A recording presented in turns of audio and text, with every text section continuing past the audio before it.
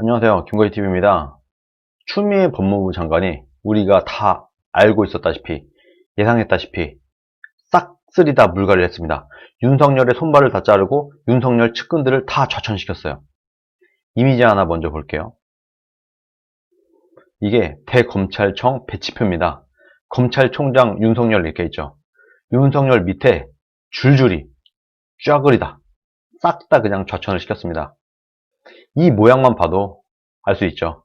윤석열의 모든 힘을 다 뺐다. 이제 혼자 남았어요. 혼자. 윤석열 혼자 남고 윤석열 측근들 다 좌천시키고 친문 그리고 전라도 출신들로 이 자리들을 다 채웠습니다. 추미애가. 그런 인사를 감행을 했습니다. 내용을 잠깐 보면 고 검장급 5명과 검사장급 5명을 승진시키고 22명을 전보시켰다. 정권을 겨냥한 수사를 지휘해온 대검 간부들을 싸그리다. 그냥 몽땅 다 좌천시켰다. 조국 법무부 장관 일가 관련 수사를 지휘해온 한동훈 부장은 부산으로 보내버리고 부산 고검의 차장으로 보내고 청와대 선거 개입, 하명수사 의혹을 수사하고 있는 박찬호 부장은 제주도로 보내버리고 한동훈 부장의 빈자리는 추미애 법무부 장관 인사 청문 준비단 언론 홍보 팀장이었던 심재철 이 사람으로 앉히고 박찬호 부장 자리는 배용원이라고 하는 수원지검 1차장에게 맡겼다. 이렇게 얘기가 나오고 있습니다. 그런데 정말 참 안타깝게도 이번에 또 인사 단행이 핵심 요직을 딱 다 호남 출신으로 전라도 출신으로 앉혔다는 겁니다. 역대 이런 적은 처음이라고 합니다. 검찰에 빅4라는 게 있다고 해요. 서울중앙지검장, 법무부 검찰국장, 대검찰청 반부패 강력부장, 대검찰청 공공수사부장 이 4개가 검찰의 빅4라고 합니다. 이 4자리를 모조리 다 전라도 출신으로 앉혔다. 거기다가 모두 다 친문이다. 친문이면서 전라도 출신의 검사들로 이 빅4를 다 채웠다. 이런 얘기인 겁니다. 검찰청법 34조 1항은 검사 인사와 관련해 법무부 장관이 검찰총장의 의견을 듣도록 되어 있습니다. 우리나라 검찰청 법의 34조 1항에 검사 인사와 관련된 법무부 장관은 검찰총장의 의견을 듣고 인사를 결정을 해야 된다. 이렇게 써 있어요. 그런데 추미애 장관은 이번 고위급 인사에서 윤석열 총장의 의견 청취 절차를 완전히 무시했다.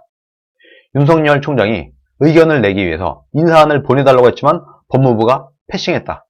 거절했다. 말하자면 법을 어기고 대한민국의 현행 법을 어기고 인사를 감행을 한 것이다. 라는 얘기입니다. 그런데 추미애 장관이 오늘 열린 국제법제사법위원회에서 중요 사건을 수사하던 분들이 전부 바뀌었다. 공교롭게도 특히 그 자리가 친문, 친호남, 다 전라도 인사들로 채워졌다. 이렇게 정감윤 자유한국당 의원이 질문을 했는데 추미애는 아니다. 지역 안배도 했고 기수 안배도 했다. 이렇게 얘기를 했어요. 전라도 사람들로 다 채워놓고도 이 사람은 뻔뻔하게 거짓말을 합니다. 지역 안배했다. 지역 안배를 했는데 다 전라도야. 기수 안배는 한 것 같아요. 그런데 지역 안배를 했다고 뻔뻔하게 얘기를 하고 가장 형평성 있고 균형 있는 인사라고 생각한다고 자평을 했습니다. 지금 우리들이 상대하고 있는 사람들이 이런 사람들입니다. 지금 문재인, 추미애 보세요. 이렇게 뻔뻔하고 법도 없는 그런 사람들을 지금 우파 진영은 상대하고 있는 것이다. 박근혜 전 대통령 같은 경우는 그래도 법치를 지키고 막 지킬 거 다 지키고 이러고 정치를 했어요. 근데 지금 문재인을 보면은 법도 없어요. 본인이 혁명 정부다 보니까 촛불 혁명으로 세워진 정부라고 스스로 생각하는 사람이다 보니까 법을 안 지켜요. 법에 대한 존중심 자체가 원래 없습니다. 원래 혁명을 통해서 자리를 차지한 사람, 혁명으로 권력을 얻은 사람들의 특징이 기존에 있던 법, 헌법 이런 걸 무시를 해요. 왜? 헌법은 개정되어야 되는 거니까. 헌법 자체에 대한 존중심이 없는 겁니다. 그러다 보니까 헌법도 어기는 사람이, 헌법도 무시하는 사람이 법률을 지키겠습니까? 추미애, 문재인 이런 사람들? 법 없습니다. 무법자들이에요, 무법자들. 이런 무법자들. 법도 없고 이런 사람들을 우리가 상대하고 있는 것이다. 보수파 진영이 정말 정신을 똑바로 차려야 된다는 거예요. 야, 어쩔 수 없었어. 얘네 봐봐. 이렇게 무법을 저질러. 얘는 법도 안 지키고 이렇게 하는데 거기다 우리가 쪽수도 없는데 어떻게 할 수 있었겠어. 어쩔 수 없었어. 어쩔 수 없었어. 이런 얘기를 하면 안 되는 겁니다. 어쩔 수 없었다고 말할 거면요. 참모를 금원다고 되고 당 지도부를 하면 안 돼요. 어쩔 수 없었다. 이런 핑계에 통하지 않습니다. 치면 끝이에요. 올해 총선, 4월에 있는 총선도 지고 나서 어쩔 수 없었다. 대한민국이 공산화되고 나서도 어쩔 수 없었다. 너무 극악무도한 정권이기 때문에 법도 안 지키고 무조건 밀어붙이는 정권이다 보니까 어쩔 수 없었어. 이렇게 하면서 대한민국이 망하는 걸 우리가 지켜볼 겁니까? 핑계가 없어야 된다. 보수 지지자들도 정신 똑바로 챙겨야 돼요. 어쩔 수 없었다는 말을 하면 안 되는 겁니다. 어쩔 수 없었다가 아니라 오히려 무슨 짓을 해서라도 막아라. 무슨 짓을 해서라도 해내야 된다. 라고 요구를 해야 됩니다. 그래야 진짜 목숨 걸고 싸우게 되는 거예요. 이렇게 문재인 정권이 모든 나라를 말아먹고 있음에도 불구하고 왜 반사이익조차 별로 없는가? 왜 자유한국당의 지지율이 안 오르는가? 이기지 못하니까. 단 한 번도 막지 못하니까. 국민들은요, 이기는 편에 손을 들어줍니다. 이겨야 돼요. 국민들이 정치에 별로 관심이 없잖아요. 그러면 국민들의 귀에는 어떤 게 들리냐? 이번에 어떤 일이 있었는데 자유한국당이 이겼네?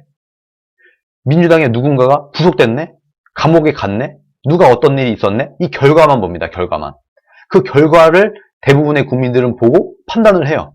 그래서 어떻게든 민주당이 하려는 거, 어떻게든 청와대가 하려는 거를 막아야 된다. 무슨 짓을 써서라도. 뭐 불법, 무슨 극악무도 다 필요 없어요. 그런 핑계가 통하지 않는다. 국민들은 그런 핑계에 들어줄 생각도 하지 않는다. 우리끼리만 우파 진영만 바라보고 정치를 해서는 안 된다는 말이 그 말이에요.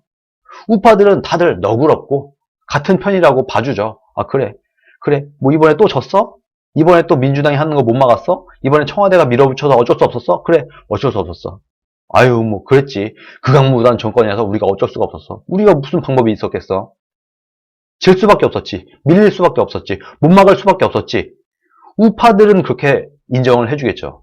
그런데 일반 국민들은 그렇게 생각하지 않습니다. 일반 국민들은 이기는 편에 손을 들어주는 거예요. 아무리 못나고 아무리 극악무도하고 이런 정권이라고 하더라도 사사건건 이렇게 악행을 저지르고 이렇게 나쁜 짓을 하고 이렇게 비도덕적인 부도덕적인 일을 저질렀음에도 불구하고 하나도 못 막아. 뭐 하나도 성사시키지 못해. 그러면은 정이 안 가는 겁니다. 이렇게 극악무도하고 이렇게 법도 어기고 이렇게 막장으로 막 나가는 정권을 왜 안 막아서는 거야? 왜 못 막는 거야? 하면서 손을 들어주지 않는다. 뭐라도 이겨야 그거에 대한 반사이익이라도 얻는다. 그러나 최근 1년 동안에 자유한국당은 단 한 번도 민주당과 청와대가 하려는 것을 막아선 적이 없고 단 한 번도 이긴 적이 없습니다. 그러니까 당연히 반사이익이 없죠. 좋은 결과가 한 번도 없었기 때문에 당연히 지지율도 변화가 없는 것이고 대한정당으로 보이지 않는 겁니다. 그렇게 나쁜 정권이고 그렇게 극악무도하면 무슨 짓을 써서라도 정말 목숨이라도 걸고 막았어야지. 근데 왜 못 막았어?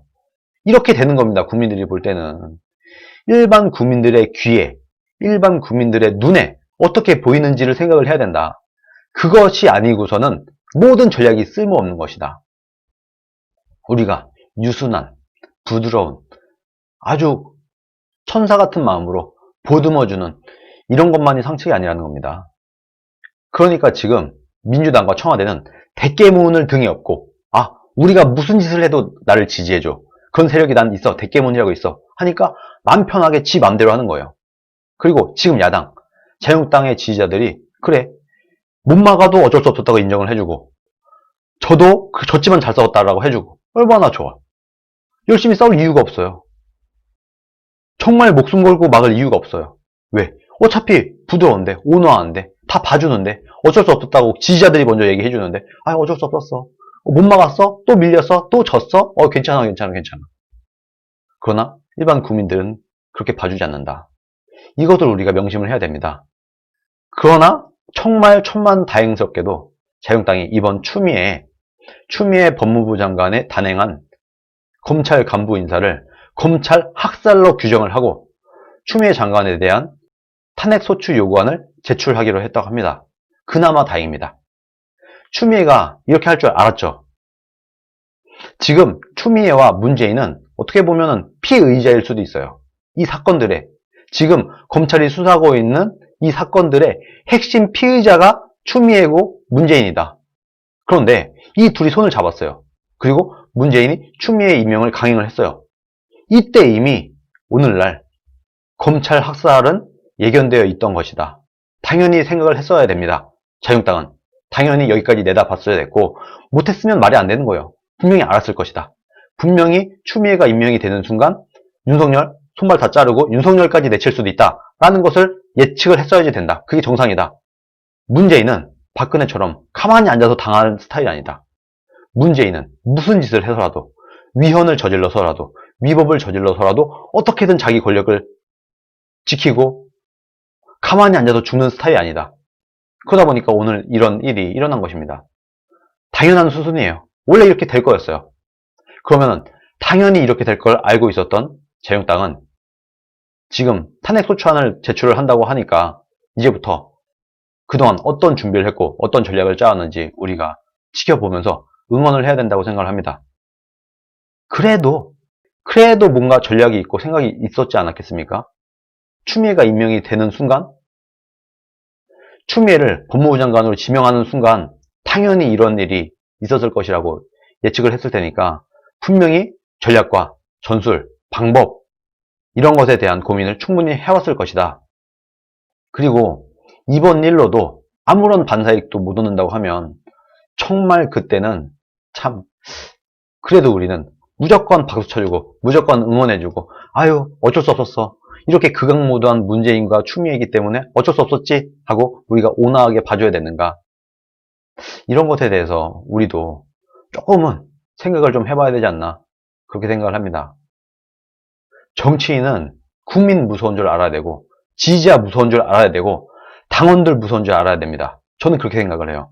당원들 무서워서라도, 국민 눈초리가 무서워서라도 목숨 걸고 싸울 수 있게끔 우리가 오히려 등을 떠밀어야 된다. 우리가 보듬어주고 안아주고 감싸주고 할 게 아니라 국민들 무서워서 감히 싸움에서 피하지 못하도록, 국민들과 당원들의 무서워서 목숨 걸고 싸울 수밖에 없게끔 우리가 오히려 등을 떠미는 게 대한민국을 위하는 길이고 국가를 살리는 길이고 정치인들을 더 열심히 가열차게 싸우게 하는 길이다. 저는 그렇게 봅니다. 무조건 온화한 지지자만이 능사가 아니다. 이런 말씀을 꼭 드리고 싶네요. 오늘 여기까지 하겠습니다. 감사합니다.